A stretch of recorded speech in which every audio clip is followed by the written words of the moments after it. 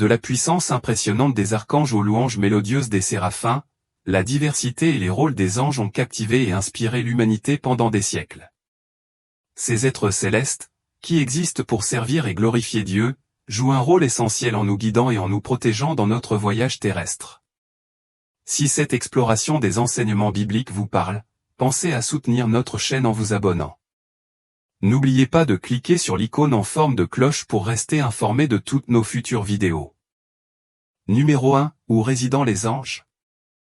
Les anges habitent au ciel, le royaume divin où la présence de Dieu est primordiale. Le ciel, dans son essence, est le lieu où Dieu réside. Le ciel est décrit comme son trône. Dans le livre de Matthieu, chapitre 18, verset 10, Jésus souligne ce lien, « Gardez-vous de mépriser un seul de ces petits. Car je vous dis que leurs anges dans le ciel voient toujours la face de mon Père qui est dans les cieux. » Ce passage met en évidence la présence proche et constante des anges devant Dieu, soulignant leur rôle vital dans l'ordre céleste. Deuxièmement, combien y a-t-il d'anges? Le nombre exact d'anges n'est pas précisé dans les Écritures, mais les preuves indiquent une multitude incroyablement vaste. Dans le livre de l'Apocalypse, chapitre 5, verset 11, l'apôtre Jean décrit avoir vu « des myriades de myriades et des milliers de milliers » d'anges entourant le trône divin. Diverses traductions de la Bible expriment ce nombre impressionnant par des termes comme « innombrables » et « millions », soulignant l'étendue illimitée de l'armée céleste. Pour saisir l'énormité de ce nombre, considérez ceci, un stade de football américain moyen peut accueillir environ 50 000 spectateurs. Pour accueillir 100 millions de personnes, il faudrait environ 2000 stades de ce type. Le nombre d'anges dont Jean a été témoin aurait facilement pu dépasser les 100 millions. En grec ancien, le terme « 10 000 » était la valeur numérique la plus élevée. Ainsi, lorsque Jean utilise « 10 000 fois 10 000 », il exprime peut-être une multitude insondable, essentiellement une immense armée d'anges.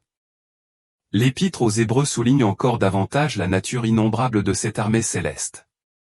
Hébreux 12, 22-24 décrit les croyants arrivant à « la montagne de Sion, la cité du Dieu vivant, la Jérusalem céleste, devant d'innombrables anges en fête. » Ce passage met en évidence l'assemblée des anges comme étant si nombreuse qu'elle défie le comptage humain, faisant écho aux sentiments d'autres écritures qui utilisent des termes comme « innombrables »,« myriades » et « milliers et milliers ». En outre, divers textes bibliques comparent les anges à des étoiles. Par exemple, Daniel 8h10 parle d'une armée de cieux et d'étoiles précipitées sur la terre, tandis qu'Apocalypse 9h1 décrit une étoile tombée avec une clé du puits de l'abîme. Job 38, 7-8 fait également référence aux anges comme à des « étoiles du matin », chantant de joie lors de la création du monde. Cette comparaison céleste suggère que, tout comme les étoiles dans le ciel, le nombre des anges dépasse l'entendement humain. Deutéronome 33, 2 fait référence à « 10 000 saints » venant avec le Seigneur, renforçant l'idée d'une armée innombrable. Le psaume 68, 17 décrit de la même manière les chars de Dieu comme « 20 000 », des milliers et des milliers, illustrant le nombre vaste et stupéfiant des anges. De toute évidence, les auteurs bibliques s'efforcent de transmettre la véritable ampleur de cette armée divine, en soulignant sa nature immense et innombrable. Numéro 3. Quand les anges ont-ils été créés? On pense que les anges sont antérieurs à tout ce qui existe dans le monde tel que nous le connaissons. Selon l'Ancien Testament, lorsque Dieu a posé les fondations de la terre, les anges étaient déjà présents, se réjouissant de la création. Dans le livre de Job, chapitre 38, versets 1 à 7, le Seigneur parle à Job dans un tourbillon, en disant « Qui est celui-ci qui obscurcit les desseins par des paroles sans connaissance? Prépare-toi pour l'action comme un homme, je t'interrogerai, et tu me le feras connaître. Où étais-tu quand j'ai posé les fondations de la terre? Dis-le-moi, si tu comprends. Qui en a déterminé les dimensions? Tu le sais certainement. Ou qui a étendu le cordeau sur elle? Sur quoi ont été enfoncées ses bases, ou qui a posé sa pierre angulaire, quand les étoiles du matin chantaient ensemble et que tous les fils de Dieu poussaient des cris de joie? Ce passage révèle que même si Job n'était pas présent à la création de la terre, les anges étaient là, célébrant et chantant. Cela indique que les anges sont très probablement plus anciens que le monde dans sa forme actuelle. Numéro 4, les anges meurent-ils? la nature des anges suggère qu'ils ne connaissent pas la mort. L'ange Gabriel, par exemple, apparaît aux prophètes Daniel et à Zacharie, le père de Jean-Baptiste, sur une période de plus de 500 ans. Dans le livre de Daniel, Gabriel délivre des messages à Daniel, et plus tard, dans l'évangile de Luc, chapitre 1, verset décembre 2017, Gabriel apparaît à Zacharie. Lorsque Zacharie a d'abord peur, Gabriel le rassure, « N'aie pas peur, Zacharie, ta prière a été entendue. Ta femme Élisabeth te donnera un fils, et tu l'appelleras Jean. Il fera ta joie et tes délices, et beaucoup se réjouiront de sa naissance, car il sera grand devant le Seigneur. Il ne boira ni vin ni autre boisson fermentée, et il sera rempli du Saint-Esprit avant même sa naissance. Il ramènera à l'Éternel, leur Dieu, un grand nombre d'Israélites, et marchera devant l'Éternel avec l'esprit et la puissance d'Élie, pour ramener le cœur des parents à leurs enfants, et les rebelles à la sagesse des justes, afin de préparer au Seigneur un peuple bien disposé. Dans Luc 20h36, Jésus clarifie la nature éternelle des êtres spirituels, et ils ne peuvent plus mourir, car ils sont égaux aux anges et sont enfants de Dieu, étant enfants de la résurrection. Ce verset souligne que les anges, en tant qu'êtres spirituels éternels, ne subissent ni la maladie, ni le vieillissement, ni la mort. Ils restent pour toujours en présence de Dieu, et un jour, nous aussi partagerons cette immortalité, libérés des contraintes du temps et de la mortalité, avec la vie éternelle dans le royaume céleste de Dieu. Numéro 5, les anges sont-ils des esprits? Oui, les anges sont décrits comme des esprits. Dans Hébreux 1h14, ils sont appelés « esprits au service de Dieu ». Le verset demande, ne sont-ils pas tous des esprits au service de Dieu, envoyés pour servir ceux qui doivent hériter du salut? Cette description souligne leur nature éthérée et met en évidence leur rôle d'êtres spirituels qui servent et guident ceux qui sont destinés au salut. Leur essence spirituelle leur permet d'être en constante proximité avec Dieu, reflétant leur capacité unique à opérer dans le royaume divin. Numéro 6, les anges sont-ils omniprésents, omnipotents ou omniscients? Les anges, contrairement à Dieu, possèdent des limitations importantes dans leur nature spirituelle. Ils ne sont pas omniprésents, ils ne peuvent pas être à plusieurs endroits simultanément, ce qui contraste avec la présence illimitée de Dieu. Seul Dieu peut être partout à la fois où son omniprésence garantit que sa présence est infinie et illimitée. De même, les anges ne possèdent pas l'omnipotence. Malgré leur pouvoir considérable, ils n'ont pas de pouvoir inhérent qui leur soit propre. Au lieu de cela, ils dépendent entièrement du pouvoir que Dieu leur confère. Sans intervention divine, ils sont impuissants, ce qui met en évidence leur dépendance à l'autorité et à la force suprême de Dieu. Les anges ont également des connaissances limitées. Selon Jésus dans Matthieu 24, 35-36, les anges ne connaissent pas le moment de sa seconde venue, le ciel et la terre passeront, mais mes paroles ne passeront point. Cependant, personne ne sait ni le jour ni l'heure où ces choses arriveront, ni les anges dans le ciel, ni le Fils, mais le Père seul. Cela indique que même si les anges ont une grande sagesse, ils ne possèdent pas une compréhension complète et omnisciente de Dieu. Seul Dieu est omniscient, capable de voir l'intégralité du temps du début à la fin et de révéler ses plans comme il le souhaite. Sa sagesse et sa connaissance infinie dépassent toutes les limites, le distinguant même des anges les plus puissants. Numéro 7, les anges de Dieu sont-ils tous les mêmes? Tous les anges de Dieu ne sont pas identiques, chacun a un rôle et une fonction unique, adaptés à l'accomplissement d'aspects spécifiques de la volonté de Dieu. La Bible utilise divers termes pour décrire les anges, reflétant leurs diverses responsabilités et caractéristiques. Tout au long des Écritures, les anges sont collectivement appelés les « armées du Seigneur ». Le terme « armée » provient du mot hébreu sabbat dans l'Ancien Testament et du mot grec strata dans le Nouveau Testament. Les deux mots évoquent l'image d'une armée bien organisée, équipée et prête à l'action. Cette image souligne la préparation et la réactivité des anges de Dieu, qui se tiennent prêts à exécuter ses ordres et ses désirs. Les séraphins. Les séraphins sont un type distinct d'anges mentionné explicitement dans la Bible. Le terme « séraphin » dérive d'un mot hébreu qui signifie « brûlant » ou « brillant », ce qui indique leur nature ardente. Leur seule mention biblique se trouve dans Ésaïe 6, 1-4, où le prophète Ésaïe décrit une vision de la majesté de Dieu. Je vis l'Éternel très haut et élevé, assis sur un trône, et les pans de sa robe remplissaient le temple. Au-dessus de lui étaient des séraphins, ayant chacun 6 ailes, 2 d'entre elles leur couvraient le visage, 2 autres leur couvraient les pieds, 2 autres leur permettaient de voler. Ils s'appelaient les uns les autres, Saint, Saint, Saint est l'Éternel des armées. Toute la terre est pleine de sa gloire. Au son de leur voix, les poteaux et les seuils tremblèrent, et le temple fut rempli de fumée. Dans ce passage, Ésaïe voit les séraphins louer Dieu en insistant profondément sur sa sainteté. La triple répétition du mot « saint » signifie le degré le plus élevé de pureté et de séparation qui définit Dieu.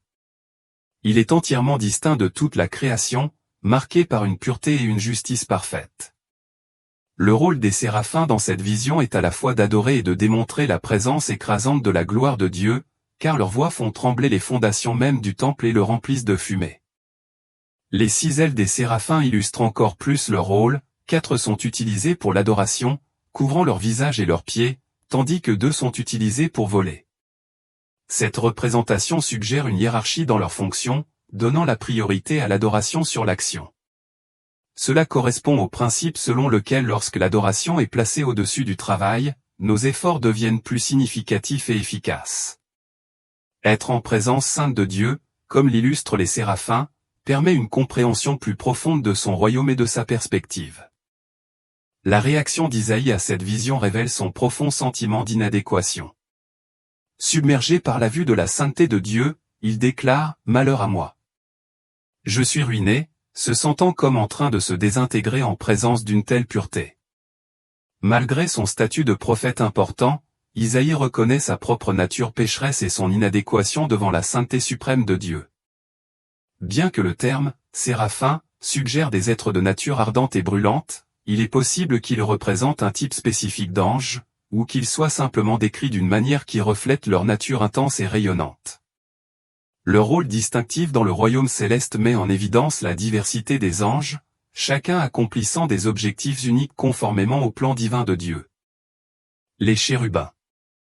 Les chérubins sont une classe distincte d'anges avec des rôles et des caractéristiques uniques qui les distinguent des autres êtres angéliques. Contrairement aux autres anges, les chérubins ne sont pas des messagers envoyés pour délivrer des messages divins aux humains. Leur fonction première semble être celle de gardien et de présence divine. La première mention des chérubins dans la Bible se produit dans le Jardin d'Éden. Après l'expulsion d'Adam et Ève du paradis, Dieu a placé des chérubins à l'entrée du jardin, armés d'épées flamboyantes pour garder le chemin menant à l'arbre de vie. Genèse 3h24 raconte, « Alors l'Éternel Dieu le chassa du Jardin d'Éden, pour qu'il cultive la terre d'où il avait été pris. Après avoir chassé l'homme, il plaça à l'orient du Jardin d'Éden des chérubins et une épée flamboyante. Ces chérubins avaient pour mission d'empêcher tout retour au jardin et à l'arbre de vie, garantissant que l'humanité ne resterait pas dans un état de péché si elle en mangeait. Cet acte, bien qu'il puisse paraître sévère, était en fait un acte de grâce divine. En interdisant l'accès à l'arbre de vie, Dieu a empêché Adam et Ève de rester éternellement prisonniers de leur état de péché. De plus, Dieu a offert une couverture de rédemption par le sacrifice d'un animal, symbolisant la promesse d'un salut final. Les chérubins apparaissent à de nombreuses reprises dans la Bible, mais ils sont surtout associés à l'Arche de l'Alliance. L'Arche, qui était fabriquée en bois d'acacia et recouverte d'or pur, était le meuble central du tabernacle. Elle était conçue avec des poteaux insérés dans des anneaux sur ses côtés pour permettre aux prêtres de la porter sans la toucher directement. Le couvercle de l'arche, connu sous le nom de propitiatoire, représentait 2 chérubins dorés se faisant face. Ces êtres majestueux étaient représentés avec des ailes déployées, créant un espace de présence et de protection divine sur l'arche. À l'intérieur de l'arche, Moïse a placé les tables du témoignage, les tablettes de pierre sur lesquelles étaient inscrits les 10 commandements. Par conséquent, l'arche est devenue connue sous le nom d'arche du témoignage. Les chérubins sur le propitiatoire symbolisaient la protection céleste sur la loi divine et l'alliance de Dieu avec son peuple, soulignant leur rôle de protecteur de l'espace sacré et de symbole de la gloire de Dieu. En substance, les chérubins incarnent l'interaction profonde entre la protection divine et la sainteté, jouant un rôle crucial dans les traditions sacrées et les symboles du culte biblique. Dans l'ancien Israël, l'arche de l'Alliance n'était pas simplement un artefact sacré, elle était vénérée comme le trône même de Dieu sur terre. Au-dessus du propitiatoire, niché entre les chérubins d'or, on croyait que la présence divine de Dieu résidait. Ce siège sacré était considéré comme le point central de l'interaction terrestre de Dieu avec son peuple. Comme décrit dans 1 Samuel 4h4, le peuple envoya des hommes à Silo, qui rapportèrent de l'arche de l'Alliance de l'Éternel des armées qui réside entre les chérubins, où elle était accompagnée des 2 fils d'Éli, Ophni et Phiné, signifiant sa profonde signification. Le chant de louange de David capture l'essence de cette imagerie divine. Dans le psaume 81, il s'écrie « Écoute-nous, berger d'Israël, toi qui conduis Joseph comme un troupeau, toi qui trônes entre les chérubins, resplendis. » Cette supplication met en évidence la croyance en l'intronisation de Dieu au-dessus des chérubins, implorant sa présence glorieuse pour manifester et guider son peuple. La représentation des chérubins dans la Bible va au-delà de simples symboles. Dans 2 Samuel 22h11, le mode de déplacement majestueux de Dieu est décrit, il montait sur un chérubin et volait, il planait sur les ailes du vent. Cette imagerie vivante souligne le rôle des chérubins en tant que porteurs de la gloire et de la puissance divine.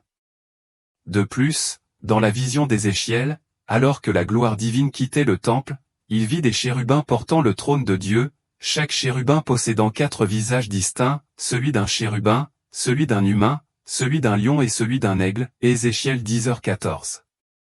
Cette représentation à multiples facettes peut refléter une forme symbolique ou révélatrice adaptée à la vision extraordinaire d'Ézéchiel, révélant la nature complexe de ces êtres célestes. Dans le royaume des anges, Michel est le seul archange explicitement nommé dans la Bible. Jude 1h9 raconte un cas où Michel, alors qu'il disputait avec le diable au sujet du corps de Moïse, a choisi de ne pas le confronter à la condamnation mais a plutôt invoqué l'autorité divine en disant « Que le Seigneur te réprime ». Cela souligne l'humilité de l'archange et sa déférence envers l'autorité ultime de Dieu. La voix de Michel est annoncée dans 1 Thessaloniciens 4h16, qui déclare « Car le Seigneur lui-même, a un signal donné, à la voix d'un archange, et au son de la trompette de Dieu, descendra du ciel, et les morts en Christ ressusciteront premièrement. » De plus, Apocalypse 12h7 raconte une bataille céleste dramatique, Michel et ses anges combattirent contre le dragon, et le dragon et ses anges combattirent. Cette lutte épique représente le conflit cosmique entre les forces du bien et du mal, avec Michel menant l'armée céleste contre le dragon rebelle, incarnant la lutte continue entre les royaumes divins et démoniaques. Dans le livre de Daniel, Michel est décrit comme un ange éminent et princier, incarnant un rôle protecteur et autoritaire. Dans Daniel 10h13, nous lisons « Mais le chef du royaume de Perse m'a résisté 21 jours, alors Michel, l'un des principaux chefs, est venu à mon secours, car j'étais retenu là avec les rois de Perse. » Ce passage met en évidence le rôle de Michel en tant que chef des armées qui intervient dans les batailles spirituelles au nom du peuple de Dieu. De plus, Daniel 12h1 proclame « En ce temps-là se lèvera Michel, le grand chef, le protecteur de ton peuple. » Ce sera un temps de détresse tel qu'il n'y en a point eu de semblable depuis le commencement des nations jusqu'à ce moment-là. Mais en ce temps-là, tous ceux de ton peuple dont le nom sera trouvé écrit dans le livre seront sauvés. Ce verset souligne le rôle protecteur de Michel en période de troubles sans précédent et son rôle crucial dans la délivrance des fidèles d'une détresse imminente. Les anges, tels que décrits dans les Écritures, sont des êtres éternels. Ils ne connaissent pas la mort comme les humains. Jésus clarifie cela dans Luc 20, 34-36, en disant « Les hommes de ce siècle se marient et sont donnés en mariage, mais ceux qui seront jugés dignes de participer au siècle à venir et à la résurrection des morts ne se marieront ni ne seront donnés en mariage, et ils ne peuvent plus mourir, car ils sont comme les anges, ils sont enfants de Dieu, étant enfants de la résurrection. » Ce passage indique que les anges, comme ceux qui sont ressuscités, existent au-delà des contraintes de la vie mortelle. Malgré leur nature exaltée, les anges ne doivent pas être adorés. Dans Apocalypse 19h10, Jean tombe aux pieds d'un ange pour l'adorer, mais l'ange le reprend en disant « Ne fais pas cela. Je suis ton compagnon de service et celui de tes frères qui ont le témoignage de Jésus. Adore Dieu, car c'est l'esprit de prophétie qui rend témoignage à Jésus. » Cette réprimande souligne que les anges sont des serviteurs de Dieu et que l'adoration lui est réservée uniquement. Les anges possèdent également le libre arbitre, comme le démontre le récit de la chute de Lucifer. Ésaïe 14, 12-14 décrit l'orgueil et l'ambition de l'ange déchu. Comment es-tu tombé du ciel, étoile du matin, fils de l'aurore? Tu as été précipité sur la terre, toi qui abaissais les nations. Tu disais en ton cœur, je monterai aux cieux, j'élèverai mon trône au-dessus des étoiles de Dieu, je siégerai sur la montagne de l'assemblée, à l'extrémité du septentrion, je monterai sur le sommet des nuées, je me rendrai semblable au Très-Haut. Ce passage révèle l'exercice du libre arbitre de l'ange et la rébellion qui en résulte contre Dieu, illustrant que même les êtres célestes peuvent choisir des chemins contraires à la volonté divine. Dans Jude 1h6, nous trouvons un récit qui donne à réfléchir sur les anges rebelles, et les anges qui n'ont pas gardé leur dignité, mais qui ont abandonné leur propre demeure, il les a réservés dans les ténèbres, liés de chaînes éternelles, pour le jugement du grand jour. Ce verset décrit la punition réservée aux anges qui ont abandonné leur rôle divin et se sont rebellés contre Dieu, illustrant les graves conséquences de leur défection. Les anges, tels que décrits dans la Bible, ne sont pas dépourvus d'émotions. Ils sont capables d'exprimer toute une gamme de sentiments, y compris la joie et le désir. Job 38, 7 offre un aperçu de leur joie, les étoiles du matin chantaient ensemble et tous les fils de Dieu poussaient des cris de joie. Ce passage révèle que les anges se sont réjouis de la création du monde, leur joie résonnant dans une célébration cosmique. De plus, une Pierre 1h12 met en évidence la curiosité et le désir des anges, il leur fut révélé que ce n'était pas pour eux-mêmes, mais pour vous, qu'ils parlaient de ce que vous ont annoncé maintenant ceux qui vous ont prêché l'évangile par le Saint-Esprit envoyé du ciel. Les anges eux-mêmes désirent examiner ces choses. Cela indique que les anges, malgré leur statut céleste, sont vivement intéressés par le déroulement du plan rédempteur de Dieu pour l'humanité. Les anges ont été créés dans le but premier de glorifier et d'adorer Dieu. Cela est évident dans Apocalypse 4h8, qui décrit les 4 êtres vivants autour du trône de Dieu, les 4 êtres vivants, ayant chacun 6 ailes, sont remplis Dieu tout autour et au-dedans, et ils ne cessent de dire jour et nuit, Saint, Saint, Saint est le Seigneur Dieu Tout-Puissant, qui était, qui est, et qui vient. Leurs louanges incessantes soulignent le rôle des anges dans la magnification de la sainteté de Dieu. De même, Hébreux 1h6 ordonne, et encore, lorsque Dieu introduit son premier-né dans le monde, il dit, que tous les anges de Dieu l'adorent. Ce verset renforce le rôle des anges dans l'adoration de Dieu le Père et de Dieu le Fils, soulignant leur fonction de serviteurs divins dans le royaume céleste. Parmi la myriade d'anges, seuls 2 sont nommément nommés dans les Écritures, Michel et Gabriel. Michel est distingué comme étant le seul archange, un chef parmi les armées célestes. Apocalypse 12, 7-8 prédit une confrontation dramatique de la fin des temps impliquant Michel, il y eut guerre dans le ciel. Michel et ses anges combattirent contre le dragon, et le dragon et ses anges combattirent. Mais ils ne furent pas forts, et il n'y eut plus de place pour eux dans le ciel. Ce passage prédit le rôle central de Michel dans la bataille ultime contre Satan, affirmant sa prééminence dans la hiérarchie céleste et son rôle dans la victoire finale sur les forces des ténèbres. Gabriel, dont le nom signifie « puissant de Dieu », occupe un rôle distingué dans le royaume céleste.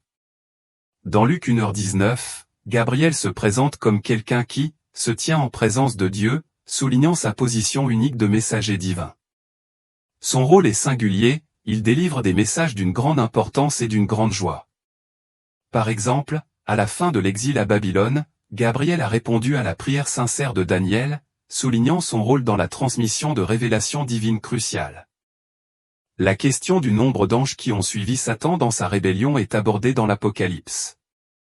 Le 3e ange a sonné de sa trompette, ce qui a conduit à la chute d'une grande étoile, flamboyante comme une torche, qui est tombée du ciel et a touché un tiers des rivières et des sources d'eau.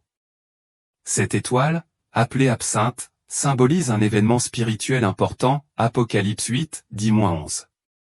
Apocalypse 12h4 donne un aperçu plus précis de l'ampleur de la rébellion, en déclarant « Sa queue a balayé le tiers des étoiles du ciel et les a précipitées sur la terre ».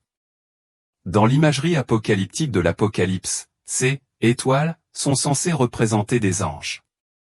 Ce passage indique qu'une partie importante de l'armée céleste a été égarée par la tromperie de Satan. Dans le monde d'aujourd'hui, il semble souvent y avoir un manque de révérence et de mystère autour des royaumes divins et angéliques. J'espère qu'en approfondissant les aspects profonds des anges de Dieu avec respect et crainte, nous pourrons corriger cette attitude désinvolte. S'engager profondément dans les riches descriptions bibliques de ces êtres célestes non seulement améliore notre compréhension, mais nous rapproche également de Dieu. Ceux qui abordent l'étude des anges avec un grand respect pour le divin en ressortiront probablement avec une appréciation encore plus grande de la majesté et du mystère de Dieu. Tout honneur et toute gloire appartiennent au Dieu des anges. Si vous avez trouvé cette exploration utile, je vous encourage à soutenir notre travail en vous abonnant à notre chaîne. De cette façon, vous ne manquerez aucun contenu futur. Partagez cette vidéo avec d'autres, aimez-la et laissez vos réflexions dans les commentaires. Votre engagement nous aide à étendre notre portée et à éclairer davantage d'esprits. Merci de nous avoir rejoints et que Dieu vous bénisse abondamment.